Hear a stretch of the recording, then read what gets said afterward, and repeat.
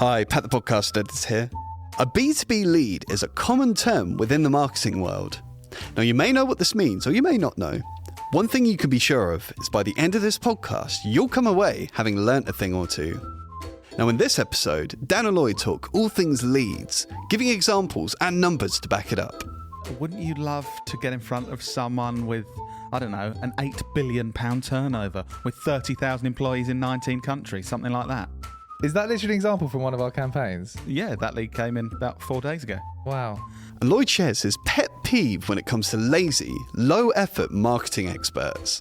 If you think, right, we need a marketing campaign, and you pay your best mate's niece 50 quid to put together a marketing campaign because she's studying business studies at A-level, like, you've got to expect the level of detail that she will be able to produce. I think there are so many minor details that can have a really big effect when you put them all together. Basically, don't half-arse it. It really does make a huge difference. So there you have it. By the end of this podcast, you're guaranteed to have a B2B lead generating machine. And don't forget to thank Pat the Podcast Editor in your Marketer of the Year acceptance speech. Here we go. This is episode 102 of the Business Anchors podcast. We're just a couple of business anchors. Welcome to the Business Anchors podcast. This jingle is slightly too long. This jingle is slightly too long. Lloyd? Yeah. How can you generate B2B leads from senior decision makers? And do you have any data to back up what you're saying? It's funny you asked that, actually, because we're going to be talking about that in today's episode, and I have got data to back that up. Everyone loves data. Yeah. I mean, if you're trying to get in front of senior decision makers that have got lots of money to spend with customers, with different companies, wouldn't you love to get in front of someone with, I don't know, an £8 billion turnover with 30,000 employees in 19 countries, something like that? Is that literally an example from one of our campaigns? Yeah, that lead came in about 4 days ago. Wow. Do you know what? I think our podcast episodes where we actually include real examples, and not just ours, but any kind of podcast I listen to, I enjoy a lot more, and it's more interesting. So yeah, so you're basically happy that I've brought data with me. Yes. Yeah, I haven't brought loads of data, but I'm going to go through examples of basically pulling out examples of a campaign we're currently running. So a business that's in kind of safety products. Mm-hmm. We're not going to say who they are, and because they might not want us giving away all the details, but yeah, we've got some data on how that's going, so kind of things we did that might help you if you're wanting to get kind of B2B leads and new customers and stuff. And kind of talking about when you're getting in front of those senior decision makers. So like not getting in front of like Jim who works down the road who runs his own business and he's got one employee. Like we're talking, like I said, like the latest...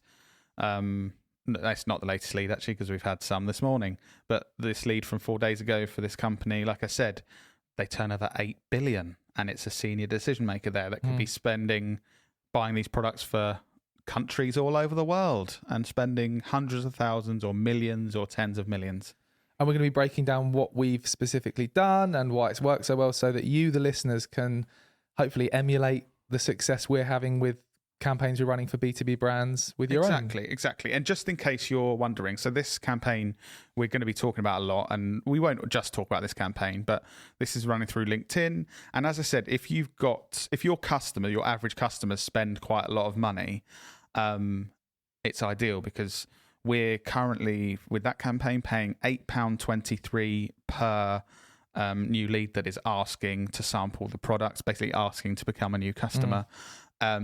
And like I said, they're probably, if they get these contracts, they could be six-figure contracts. That's quite likely. So to pay £8.23 to have a senior decision maker in that company saying, "Can I see your products and can I give you my information to follow up with me?" Pretty good. So let's start with the data. We said data. What can you give us some facts and figures about this campaign, and then we'll dive into... I can do. My main data point was the one I just said, the £8.23. Okay.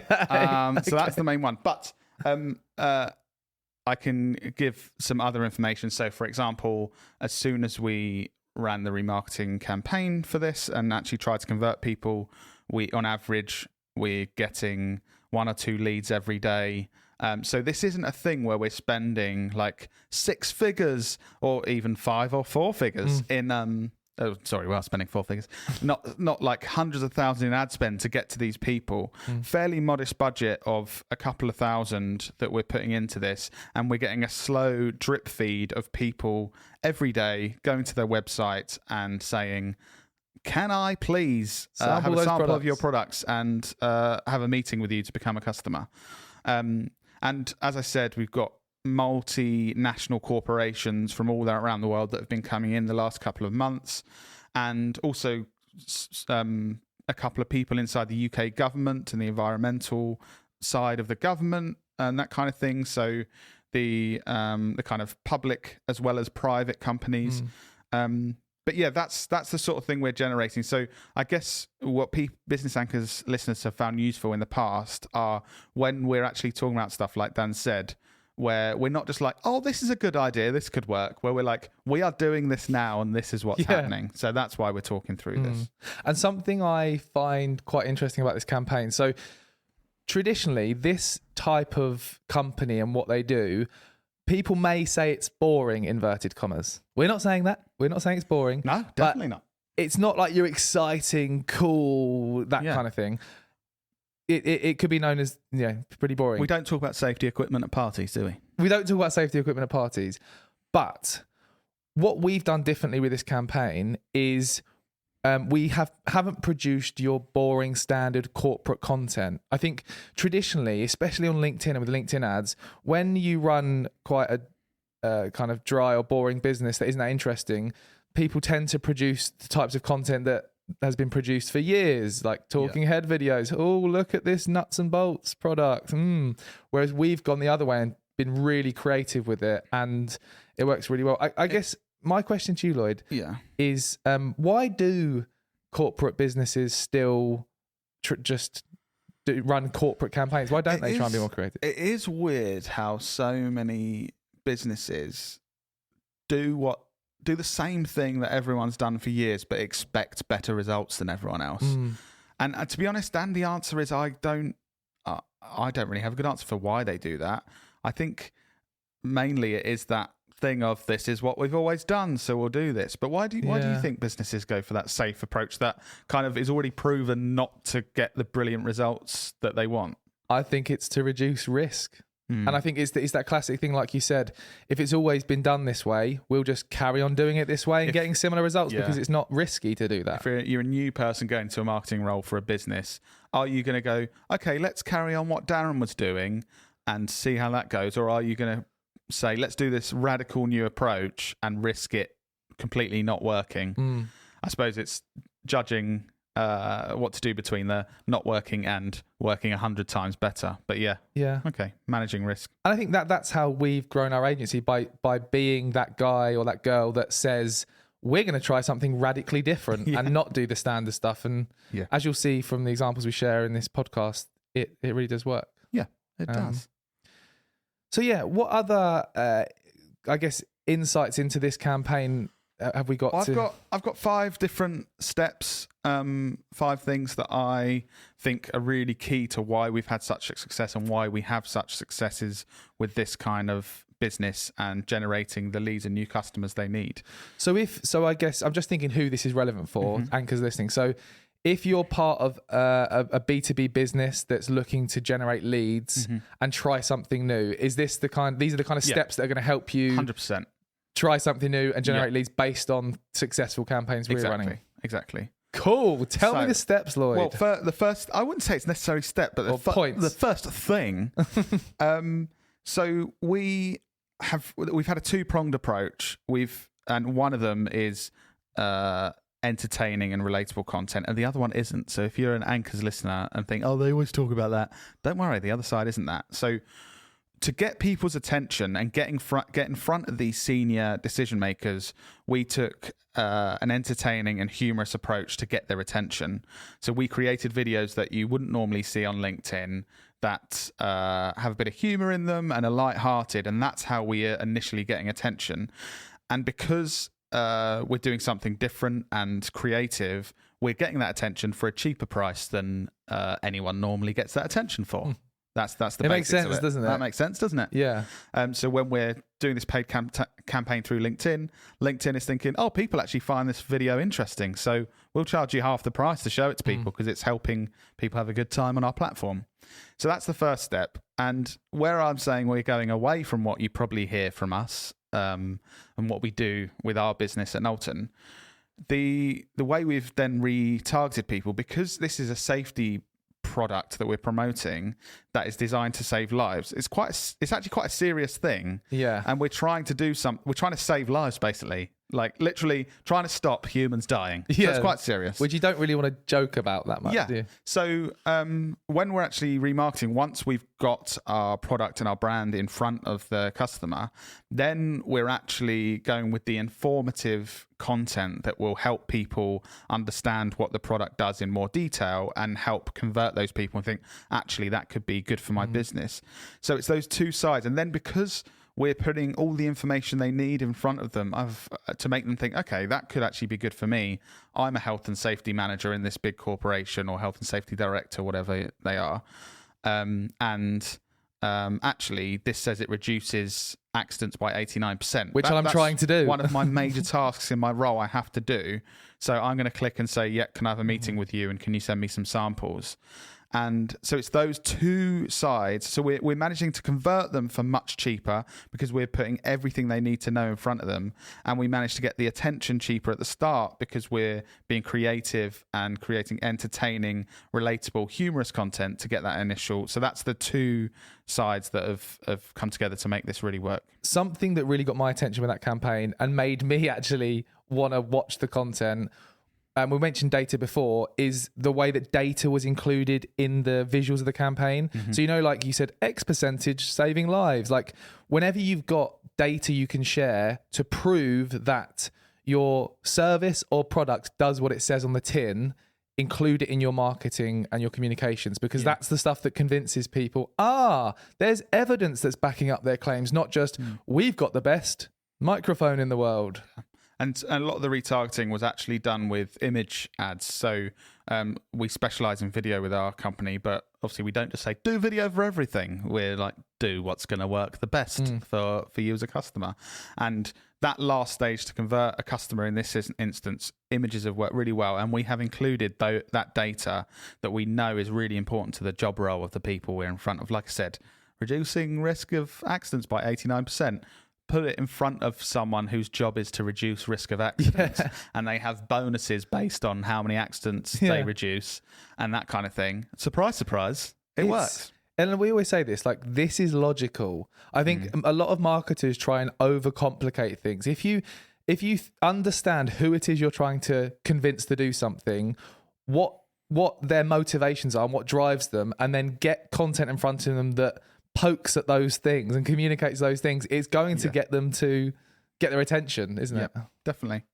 And my next point, I said about how we had this entertaining, humorous content and then this more serious content.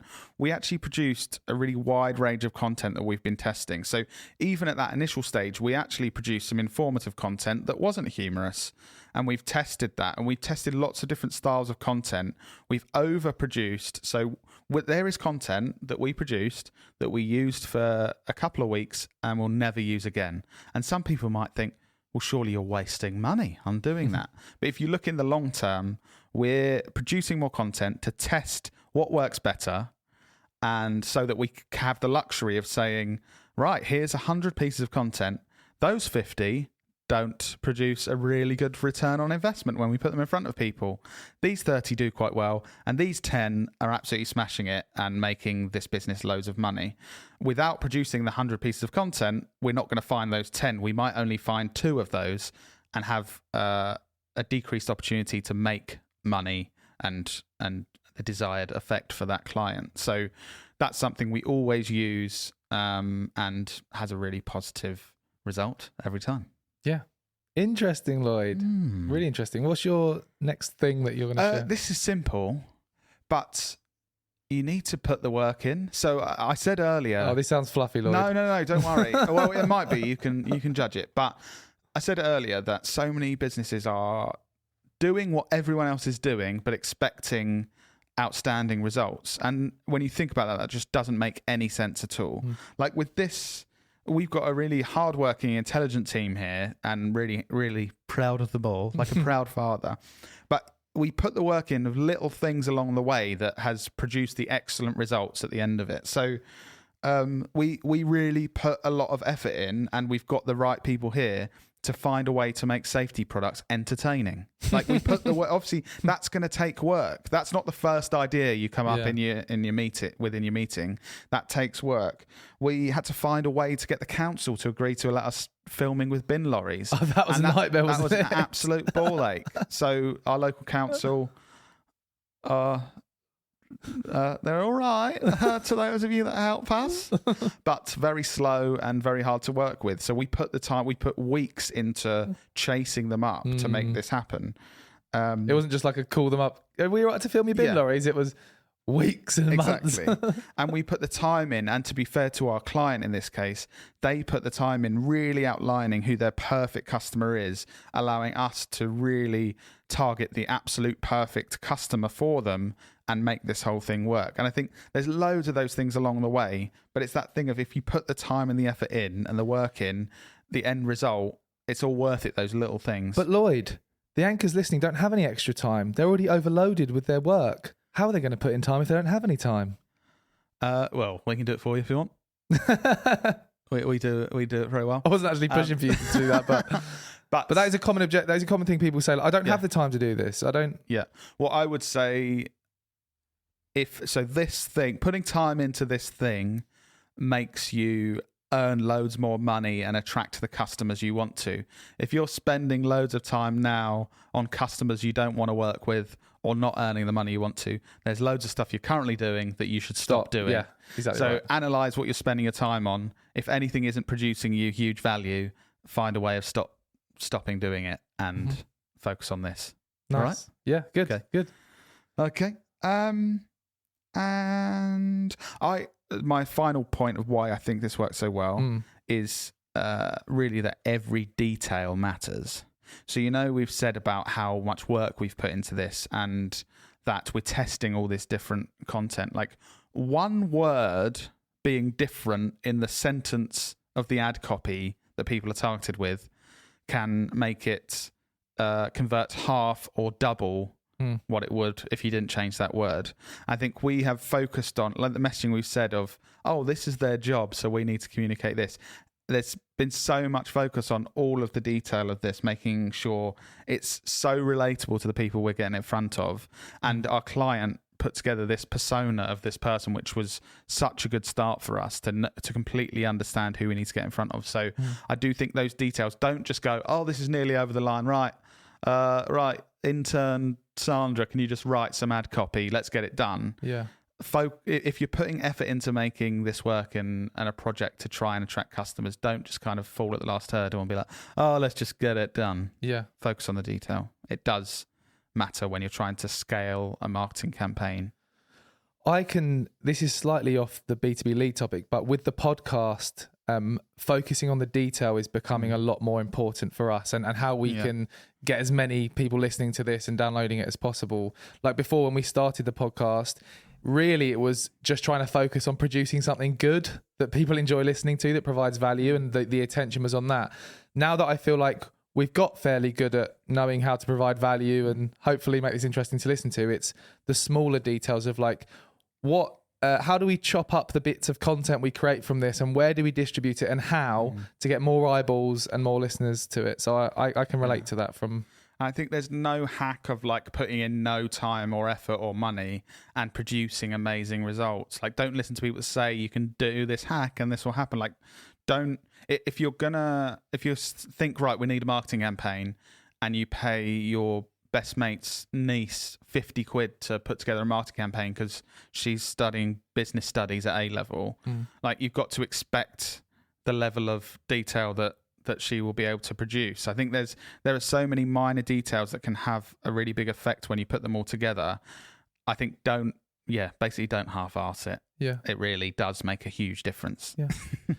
Good points, Lloyd. I think something else that might be hopefully interesting to the anchors, some of the kind of when speaking to business owners, some of the feedback I get is, "Oh, it's easy for you and Lloyd to make fun, creative content that's interesting to watch. You're just like, you like doing that. You're brothers. How can our business that sells nuts and bolts do that?" And I think what might be interesting is to share some of the other B2B examples of the kind of campaigns that we've run and how we've made them interesting. Yes. And talk through those. So, Yeah, okay. hopefully we'll inspire you to and give you some ideas for. And also, I think knowing that it doesn't have to be entertaining. Yeah. Like I'm saying, like half of this really successful campaign was completely informative and educational, but done very well and thought about. But yeah, let's talk. Do you want me to talk through them? I think you're. Can I bring up some examples that I think we've done a good job with and that I like? So I won't mention all of the client names. I don't know if we're allowed to or not.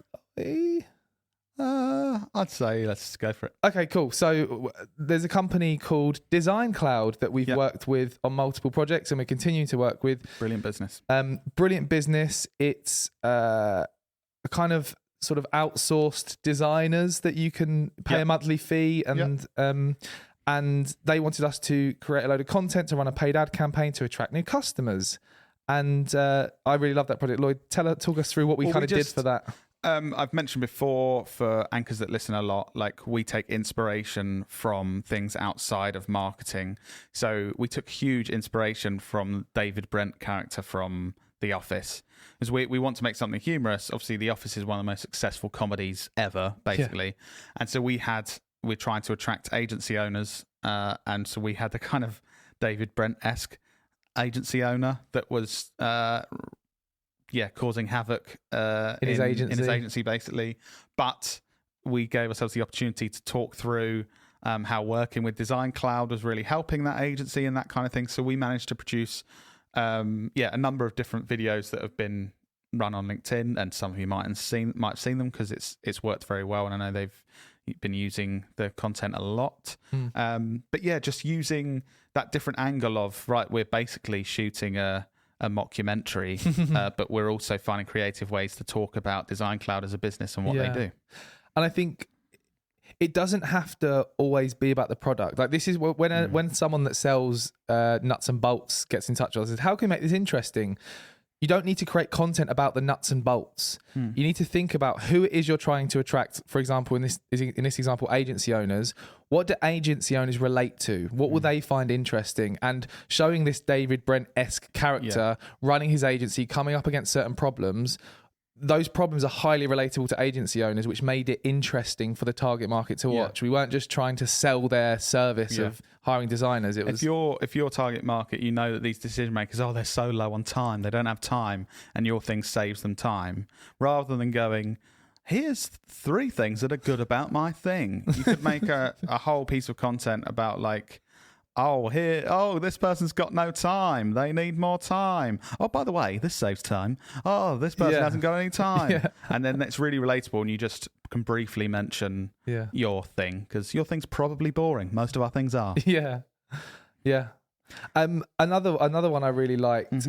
We worked with e-com brokers that is a kind of broker to help sell e-commerce businesses. Yes.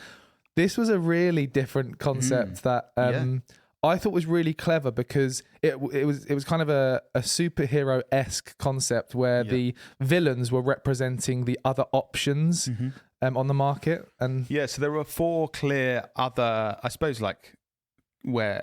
clear competitors of the sort of business that e-com brokers are. So we made those 4 kind of groups of competitors into villains, and it's a classic superhero versus villain, and we just used some comedy and in the way we kind of named them and portrayed them and that kind of thing. And obviously it's really different to what people are used to seeing. There's a lot of humor because a couple of them we made the villains look quite crap. Which was villains on a budget. Like as in kind of representing who they did represent. Like they're not that great. They're just trying to screw you over. They're not going to make you any money. There was one called the Consultant Goblin that was kind of a play on the Green Goblin. Yes. And for his like hoverboard, we got a skateboard and just covered it in tinfoil. And just pushed him on it. But again, I think completely different to what you would think. But also, if you're thinking like, oh, I'd love to do something like this and actually produce something creative to promote our business, another thing that you will find out if you go for it is it's a really fun and enjoyable thing to do with your team that are involved. It's something that everyone can kind of get into and think, oh, wow, right, we're shooting this content. We're doing this really fun, creative thing together. And it's quite uplifting when we work on creative projects for our own business or our clients. It's always a real buzz around our studio and the office. And when things are going live, it's the same. So just another positive for your business if you do go down this route. Yeah. I think something people forget with B2B marketing as well is that with B2B marketing, the person at the other end that you're trying to convince to do something is a person. You know, it's like business to business. You can't target a business because a business hasn't got life. It's like a human behind it that you're trying to target. So something we do with all of these kind of campaigns that we're talking about is make it relatable to the humans you're trying to target rather than doing that kind of bog standard, boring corporate style content. Yeah.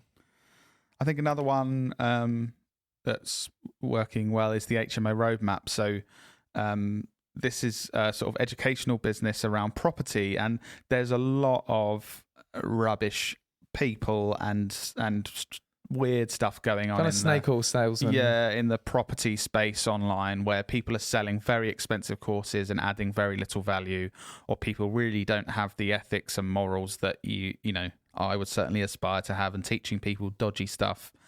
And so this client sort of came to us and said, like, I want to promote what we're doing, but he said, I just want to make sure that people don't think we're like them. We you know, if we're putting stuff out online, how will they know that we're not one of those? And so we basically just got an actor to play one of those and took the piss out of him. And kind of then said, this is what we're not this. Also, because this target market will be being targeted with loads of that. So we kind of poked fun at that kind of thing. And this guy that what did we call that guy in the end? He had a funny name, but probably not good when you can't think of what his name was. But that allowed us poking the fun and saying, look at this rubbish thing. Yeah. Was a nice segue into, but here's actually the good service that we offer to support you with education around property investment. So taking the mickey in an entertaining, humorous way, and then we had someone else in the video that's basically representing the HMO roadmap and saying, okay, yeah, that's interesting, but this is how we do it here, and we actually try and do good stuff, and we don't charge all that money. It's this amount, which is much. I like the testimonials as well, because the thing with the standard property educators that are kind of ripping people off, they have thousands of 5-star reviews, but it's just people they've paid a $5 to do it, and we poke fun at that. We took the mick out of that, and basically, in the video we kind of had fake testimonials going, oh yes, I've really enjoyed the course and I've made loads of money. So that's I think that's enough examples. Cool. So Dan, a big part of your role is actually for our business, like getting in front of these senior decision makers to get these B2B leads and stuff. Have you got any more, I guess, steps or any advice to get in front of those senior decision makers if people want to do that? Yeah, I guess a few kind of strategic top level steps. Okay. So, and I've spoken about this before, but the way I'd be thinking about it, if I was listening to this podcast and I'm trying to target B2B decision makers, first of all, always start with the who. Like, who is it you're trying to convince to do something? This is simple marketing. This is logical marketing. But a lot of marketers kind of skip this step and just want to go to the good stuff. Let's create content that's cool that they're going to like. But really understand that who. Who is it you're trying to convince to do something? Once you understand that who, then you can start to dive into what problems they have that you solve. What kind of language they use that you can speak to them in that language to appeal to them. And then you can start to create content that's mapped to their decision-making process to find a solution that you offer. So really think about, like we've mentioned before, an example of Lloyd with his gardening tools, because Lloyd loves gardening. If Lloyd is searching for give me a tool that you're looking for. Hoe. A new hoe, the garden tool variety. That's why my internet history says that stuff about hoes. Yeah. If Lloyd's searching for a new gardening tool, which is called a hoe, what's the process he goes through? Does he go into a gardening centre to look for that hoe? Does he Google, hoes that I can use for my garden?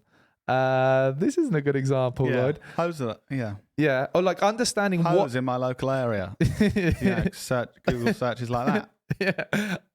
Have you got those Google searches already? Yeah, because I was looking for gardening stuff. Okay.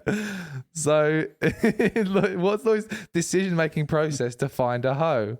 Yeah. To help with his garden. It's going off the rails a bit, isn't it? Yeah. But you know what I mean? Like, think about who you're trying to target. What is their decision-making process to find the solution to the problem that you solve? Too many businesses, before they get to this point, just think, well, we need to tell them how good we are.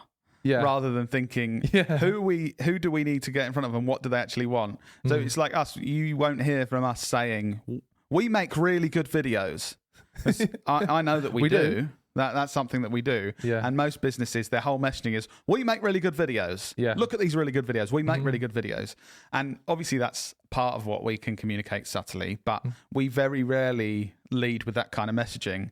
It's normally, for our own business, we know that the problem that businesses have that we can solve is that they want to find more customers, or they want more sales, or they need 1 million people to be aware of their brand in the next 3 months, and they're a new brand and no one knows about them. And then we can lead with like, oh yeah, this problem, this is a really good thing that we do to solve that, rather than we can make a good video for you. Yeah, exactly right, Lloyd.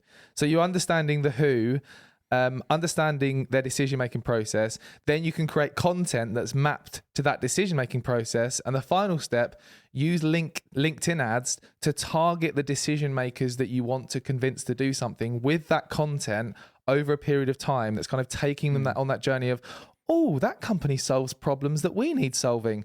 Oh, look at that. They've solved it for other companies that we respect. They must be good. Oh, look, there's a case study and a testimonial showing the results they've achieved. Oh, now I'm going to get in touch with them and book a call in with their sales team to see how they can help us. It's that customer journey and targeting the right content to the right people at the right time to get them to do what you want them to. I would think about as well, with you mentioning LinkedIn ads, a lot of people in the past have been like Facebook ads, Instagram ads on Instagram, LinkedIn ads, they're too expensive. I would think about this if you're a B2B business. A lot of B2B businesses, maybe you sell toilet roll and your average customer value is £15, so this wouldn't be relevant. But if you're a B2B business where you have fewer customers at a higher value, so your average customer value might be 25,000. This is so worth it. Yeah, like LinkedIn, you can get in front of senior decision makers, people that will sign off 6-figure budgets potentially, depending on what industry you're in. And I think people kind of think, we got to spend a few thousand on this. It's like, think about it. I came to you now and said, I have unlimited people that want to work with you and they want to pay you £25,000, but you've got to pay me £2,000 for each one. That's a great deal. Yeah. Like, so a lot of people go, what, £2,000 to get a new customer? By the way, I'm making up this number. Yeah. It's not necessarily that, but every industry will be different and every company will be different. People go, £2,000 to get a new customer. That is crazy. It's like, is it? If you're going to make 20 times that on each one? Yeah. I think it allows you, if you have that higher value of customer, it allows you to spend more and get a great return on investment. You could do a test budget, win 2 customers and have $100,000 income. Yeah. That's, yeah. Even with the example we shared earlier, just one of those customers converting would cover all of the investment for the campaign. Yeah. That's like, some people, I can't remember what it was, £8.23 or something. People might be going, £8.23 for a new lead. Like, I'm not going to pay that. God, that's so expensive. Yeah. But if you're a business that's like, and again, I say, this is my shop. I have loads of CEOs from companies that turn over millions, some of them billions, actually. Oh, I'll have one of those. And they're interested in your product. How many do you want? They're £8.23 each to have a meeting with. Yeah. I mean, I think if you're a clever business, you're going to have at least 1,000 of them. 1,000 of those, please, Luke. Yeah. £8,223. Quick math. Thank you. Cool. Brilliant. Anything else good to say, Dan? Just that everyone listening should give Adobe Express a go, which is our sponsor for the pod. Yeah. It's a really great tool for you to help you create all your social content and more. I think they should do that too. Cool. Anything else for you to say? No, I don't think so. Thank you for listening. There was quite a lot of. It's quite an intense episode, that one. So if you're at this point, well done. I think it'll be worth it for you. But that was more intense and less weird than some of our episodes. So congratulations. We need these ones though. Just chuck in a serious one. Chucking ones that will change people's lives every so often. Cool. So I guess we'll see you in your ears next week. See you in your ears next week.